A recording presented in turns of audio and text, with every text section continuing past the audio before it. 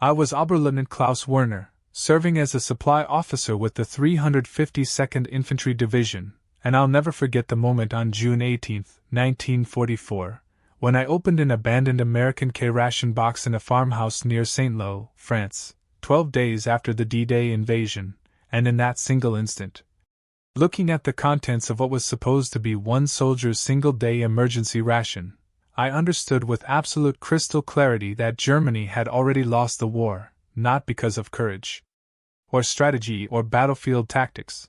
but because we were fighting an enemy whose industrial capacity was so incomprehensibly vast that they could afford to give every single soldier food that was better than what our generals ate. And I remember how my hands trembled as I laid out the contents on the wooden table in that bullet-riddled farmhouse while artillery rumbled in the distance. Because inside this small waxed cardboard box that was designed to be thrown away after one use, I found items that seemed impossible for a nation at war to produce in the millions. The box itself was ingeniously designed with a waxed coating that kept everything dry and fresh, and inside I discovered 3 separate meal units, each one wrapped individually. And the first thing that struck me was the cigarettes, a small pack of American cigarettes included as if they were nothing, just thrown in casually. And I knew that in Germany we were rationing tobacco so strictly that soldiers were sometimes smoking dried leaves mixed with a tiny bit of real tobacco, yet here the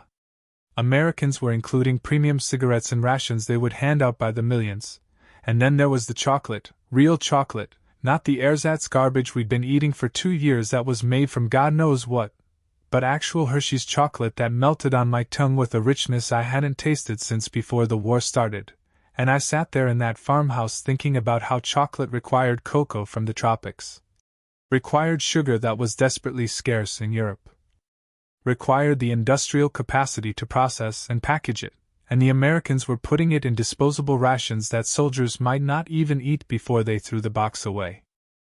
The main meal unit was what truly opened my eyes, because it contained a can of meat, and not just any meat but actual processed meat that had been scientifically designed for nutrition and preservation, with a small can opener attached by a clever little string, and the can itself was stamped with a production date that showed it had been manufactured just 2 months earlier in a factory in Iowa, a state I had barely heard of,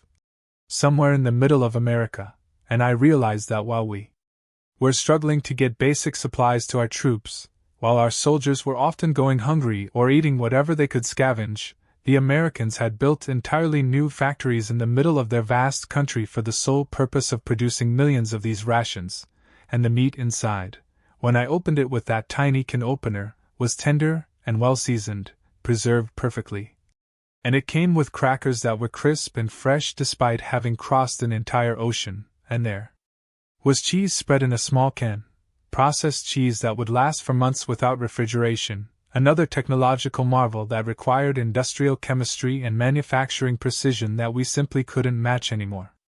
I found powdered coffee and sugar tablets, condensed milk in a small tube, chewing gum which seemed like an absurd luxury in the middle of a war, lemon powder to make a drink, and even a small packet of toilet paper, because apparently the Americans thought about such details. They had considered every single aspect of a soldier's needs and created an industrial system capable of meeting those needs for millions of men spread across Europe and the Pacific and North Africa and every other theater of war simultaneously. And as I sat there cataloging these items, I thought about our own rations, the black bread that was often moldy, the thin soup, the ersatz coffee made from roasted grain that tasted like dirty water, and I realized we weren't just being outfought, we were being outproduced on a scale that made military resistance ultimately futile.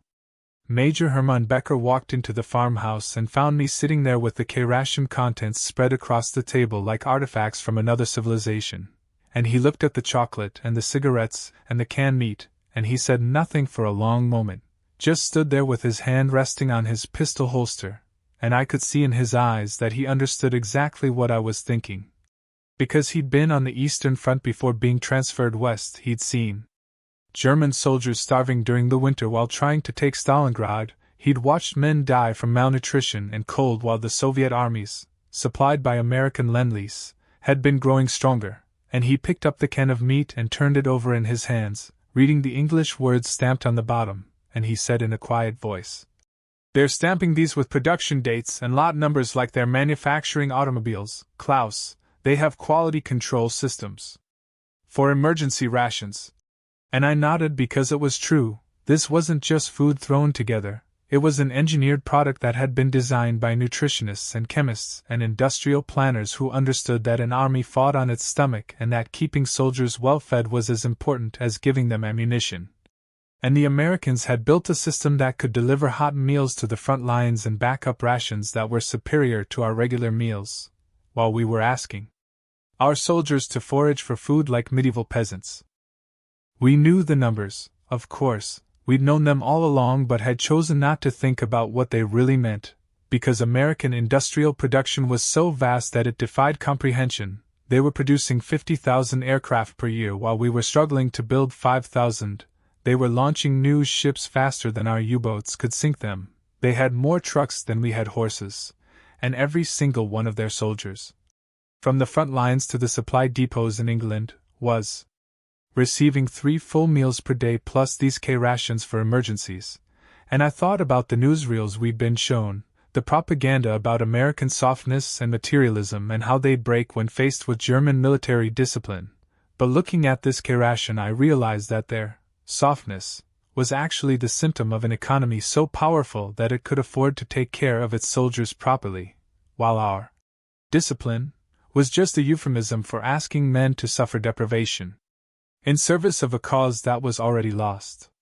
I took the K-ration box apart to study its construction, and even the cardboard was better than what we had, waxed and sealed so professionally that it must have required specialized machinery that had been designed and built specifically for this purpose. And I imagined the American factory where this box had been made, probably employing women and older men while the young soldiers were overseas,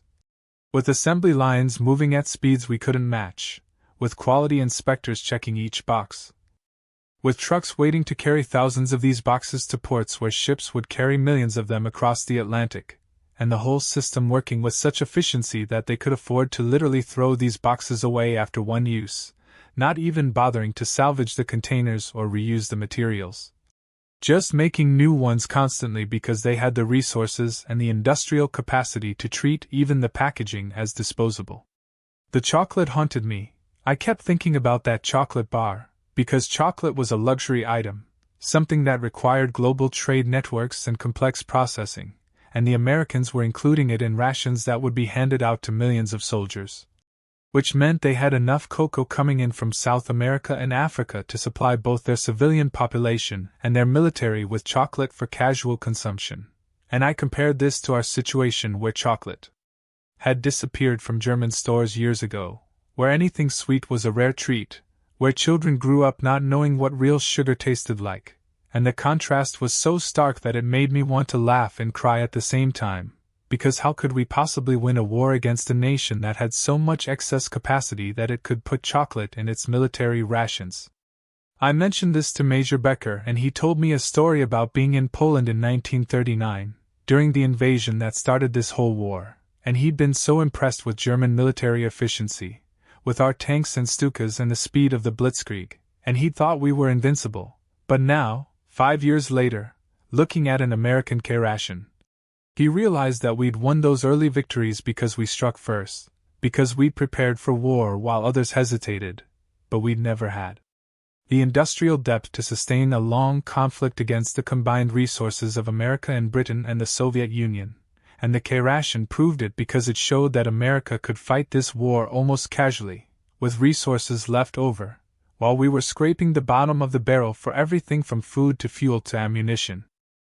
The cigarettes bothered Major Becker more than anything else. He was a heavy smoker and had been rationed to 5 cigarettes per day, sometimes less, and he looked at the American pack of cigarettes included in this K-ration and he did the math out loud, calculating that if every American soldier got cigarettes in their K-rations and they had millions of soldiers deployed worldwide,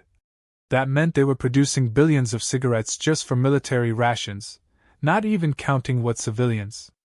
were smoking at home, and this while we were teaching soldiers to save their cigarette butts to roll new cigarettes from the leftover tobacco. And he lit one of the American cigarettes and inhaled deeply and admitted that it was better tobacco than the senior officer's rations he'd been smoking, and I watched him stand there by the shattered window, smoke curling up toward the broken rafters, and I knew we were both thinking the same thing. That we were on the wrong side of an economic mismatch. So severe that no amount of military skill or bravery or tactical brilliance could overcome it, because you can't outsoldier an enemy who can simply bury you under an avalanche of men and material, who can replace every loss while you can't, who can feed their troops so well that they're including chocolate and cigarettes in emergency rations while your own soldiers are going hungry.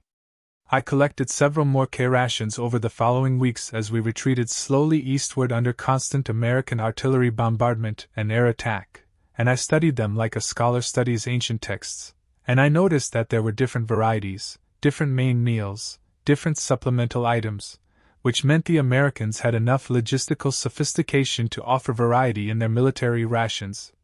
And I found one that included fruit cocktail, actual canned fruit with peaches and pears and cherries swimming in sweet syrup, a product that required fruit harvesting and canning industries and sugar processing and transportation networks all working in perfect coordination, and I gave that can of fruit to a young soldier named Private Wilhelm Schneider who was 19 years old and had been wounded in the leg, and I watched his face as he tasted the fruit, tears running down his dirty cheeks. Because he'd grown up poor in Dresden and had probably never tasted fruit that good even in peacetime. Certainly not in the last 4 years of rationing and sacrifice, and he looked at me and asked in a quiet voice, "How can we beat them, Herr Oberleutnant, if they can give this to their soldiers?" And I had no answer because he was right. There was no answer. We couldn't beat them. We could only delay the inevitable, while more young men like Wilhelm died for a cause that had been lost the moment America entered the war and turned its massive industrial capacity toward military production. I started keeping notes in a small journal about the American supplies we captured or found abandoned, and it became a catalogue of German defeat written in American surplus, and I noted that their soldiers had multiple canteens, that they wore boots that were actually waterproof, that they had wool socks as standard issue while we were wrapping our feet in rags, that they had first aid kits with real sulfa powder and morphine syringes, that they had raincoats made of rubberized canvas, that they had entrenching tools that didn't break after first use, and every single item was stamped with production information and quality control numbers as if they were consumer goods being sold in a department store, because American industry couldn't conceive of making something without properly labeling it and tracking it and ensuring it met standards. While we were producing war materials in a desperate hurry with slave labor in underground factories, sacrificing quality for quantity and still not producing enough to meet our needs. I found a pair of American boots in an abandoned foxhole and I measured them and studied the construction. The leather was high quality, properly tanned and treated, the soles were thick rubber that would last for months of hard marching, the laces were strong nylon that wouldn't break, and the boots were designed with an understanding of human anatomy, shaped to reduce blisters and foot fatigue. And I compared them to German boots which had gotten progressively worse as the war continued, made from inferior leather or even leather substitutes, with soles that wore out quickly, and I realized that the Americans were taking better care of their soldiers' feet than we were, something so basic and yet so important, because an army with foot problems can't march and can't fight, and the Americans understood this at an industrial level, while we were still pretending that soldiers should just tough it out. Major Becker was killed on July 3, 1944, by an American artillery shell that landed directly on his command post, and I inherited his position and his responsibilities, and I tried to manage our dwindling supplies with increasing desperation, because we were getting almost nothing from the German supply lines while the Americans were advancing with what seemed like an endless stream of trucks and supplies. And I watched American supply convoys rolling past our hiding positions, trucks bumper to bumper stretching back for miles, and I counted them one day just to understand the scale, and I counted more than 300 trucks in a single convoy, all carrying supplies forward to the American front lines, and I knew that we couldn't assemble a convoy of 300 trucks even if we pooled the entire division's resources. Because we didn't have the trucks, and we didn't have the fuel, and we didn't have the roads that weren't being bombed by American fighter bombers that appeared overhead every time the weather cleared. I ate K-rations regularly now because German supplies were almost non-existent, and I felt guilty every time I opened one because it reminded me that I was staying alive by eating the enemy's surplus while German civilians were starving, but survival overrode shame, and I noticed that my health actually improved on the American rations. I had more energy, my wounds healed faster, my mind was clearer. And this was what the Americans had designed these rations to do, to keep their soldiers in peak physical condition, while German rations were designed merely to keep soldiers alive, a subtle but crucial difference that manifested in combat effectiveness and morale. I was captured by American forces on August 15, 1944, near Falaise, during the pocket battle where what remained of German forces in Normandy were being encircled and destroyed, and I surrendered to a young American lieutenant who couldn't have been more than 23 years old, and he searched me for weapons and then, seeing that I was wounded in the shoulder from shrapnel, he called for a medic who treated my wound with a level of care and professionalism that shocked me, using real bandages and sulfa powder and giving me a morphine injection for the pain, and then the lieutenant offered me a K-ration and a cigarette, treating me not as a hated enemy but as a fellow soldier who had simply been on the wrong side, and I ate the K-ration there in that field while American tanks rolled past and American aircraft circled overhead, and I realized that to these Americans, the war was almost routine. They had so many resources and such confidence in their eventual victory that they could afford to be generous to prisoners, while German soldiers were being told to fight to the death because we supposedly couldn't afford to feed prisoners or spare the guards to watch them. The American prisoner of war camp in England where I spent the next 9 months was better supplied than German military bases had been. We received 3 meals per day, the barracks were heated, we had medical care, we could receive mail and Red Cross packages, and I thought about the propaganda we'd been fed about American cruelty and barbarism, and I realized it had all been lies designed to make us fight harder out of fear. When the reality was that America was so wealthy that it could afford to treat enemy prisoners better than we treated our own soldiers.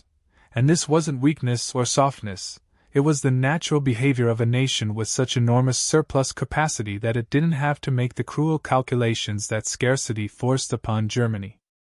I was repatriated to Germany in May 1945 after the surrender, and I returned to find my country in ruins, cities destroyed, people starving, the economy shattered, everything I had known reduced to rubble, and I thought about that moment in the farmhouse near St. Lo when I first opened a K-ration and understood that we had lost, and I realized that I'd been right.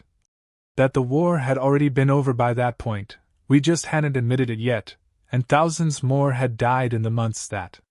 followed for a cause that was already lost, and I felt angry and bitter about the waste, about the death of men like Major Becker who had known the truth but had kept fighting anyway because that was their duty, and I struggled with guilt for years, wondering if I should have tried harder to make others understand what I'd understood from looking at that K-ration. If I could have saved lives by somehow convincing the High Command that we were fighting a futile war against an enemy whose industrial power made victory impossible. The prisoner of war camp experience had been educational in its own way, because I'd been able to observe American military organization from the inside, seeing how they managed logistics for thousands of prisoners with the same efficiency they brought to combat operations, how they maintained detailed records of every prisoner, how they ensured adequate food and medical care even for enemy soldiers. And I realized this wasn't kindness or weakness, it was simply the natural behavior of a system with such abundant resources that it could afford to follow the Geneva Conventions without strain, while Germany had violated those conventions regularly because we literally couldn't afford to feed and care for millions of prisoners, and I'd seen American guards who were well-fed and well-equipped standing watch over German prisoners who were malnourished and wearing threadbare uniforms. And the contrast was so stark that even the most ideologically committed Nazi prisoners couldn't deny it. Couldn't maintain the fiction that Germany was winning or even had a chance to win, and I'd watched as that realization spread through the camp, as men who'd believed in the Führer and the Reich gradually accepted that they'd been lied to, that the promises of victory had been empty propaganda, and some men handled this realization better than others. Some became bitter and angry while others felt relieved that the war was over even if Germany had lost, and I fell somewhere in between. Understanding intellectually that defeat was inevitable but still feeling the emotional weight of national humiliation and personal failure. I became a teacher after the war, teaching economics and history at a gymnasium in Munich, and I would sometimes tell my students about the K-Ration, about how you could understand the outcome of the Second World War by examining the contents of a single American emergency ration. Because it revealed the fundamental truth that modern wars are won not primarily by courage or tactics but by industrial capacity and resource management, and the Americans had understood this in a way that Germany never did. They had built their entire military strategy around the principle that if you can outproduce your enemy by a factor of 10 or 20 or 50, then you will eventually win regardless of short-term battlefield outcomes, and they'd been proven right, and I kept one of those K-Ration boxes, empty now but preserved carefully. And I would show it to my students and let them hold it, and examine the waxed cardboard and read the production stamps, and I'd watch their faces as they realized what I was teaching them, that this small disposable box represented the difference between American victory and German defeat, that wars in the modern age are won in factories and supply chains before they're ever decided on battlefields, and that understanding your enemy's industrial capacity is more important than understanding their military tactics. My lectures became popular among the students because I wasn't teaching from textbooks, I was teaching from personal experience, from having lived through the war and seen the truth of industrial warfare firsthand, and I would bring in other artifacts I'd collected, not just the K-Ration box but also an American entrenching tool that had a folding design superior to ours, a first aid kit with sulfa powder that we'd run out of by 1944. A pair of those excellent American boots I'd studied, and I'd contrast these with German equipment from the same period, showing how our gear had gotten progressively worse as the war continued while American gear had gotten better, and the students would handle these objects and see the quality difference with their own eyes, and I'd explain that this quality difference was multiplied across millions of soldiers and millions of pieces of equipment, and that's how America won the war. Not with any single decisive battle but with the accumulated weight of industrial superiority, and some of my colleagues thought I was being too harsh on Germany, too willing to admit our failures, but I believed that the younger generation needed to understand the truth, needed to learn from our mistakes, needed to know that you can't win modern wars through willpower and ideology alone. You need economic strength and industrial capacity, and if you don't have those things you shouldn't start wars in the first place. I married in 1949, a widow named Greta whose first husband had been killed on the Eastern Front, and we had 2 children together, a son born in 1950 and a daughter in 1952, and I raised them to understand the costs of war, to value peace and economic cooperation over military adventurism, and when Germany was divided after the war and the Federal Republic was established, I supported the new democratic government and the policy of European integration, because I believed that tying European economies together through trade and cooperation would make future wars less likely, and I lived to see the European Coal and Steel Community formed and later the European Economic Community, and I felt hopeful that the lesson of the K-Ration had been learned at a societal level, that European nations had realized that economic cooperation produced better outcomes than military competition. Though I worried sometimes that the lesson would be forgotten by generations that hadn't experienced the war directly, that hadn't seen the ruins and the starvation and the senseless death, and I tried through my teaching to keep that memory alive, to make sure my students understood what war really meant. I died in 1989, just months before the Berlin Wall fell, and in my final years I thought often about the war and about that K-Ration and about what it had taught me, and I realized that my entire generation had been sacrificed to the hubris of leaders who didn't understand or didn't care about the basic mathematics of modern industrial warfare, who thought that willpower and ideology could overcome material reality, and we'd paid the price for their delusion with millions of lives and the destruction of our country, and I hope that future generations would remember this lesson, that they would understand that in modern warfare the side with the stronger economy and greater industrial capacity will almost always prevail, and that starting a war against such an enemy is not bravery but suicide, and whenever I saw pictures of American abundance in newspapers or on television, their supermarkets overflowing with food, their highways packed with cars, their economy growing year after year, I would remember that K-Ration from 1944 and think that I'd seen it all before, I'd seen the proof of American industrial power in a small waxed cardboard box in a ruined French farmhouse, and I'd known then that the world would be shaped by American economic might for generations to come. Because a nation that could casually include chocolate and cigarettes in military rations while fighting a global war on multiple continents was a nation with resources and organizational capacity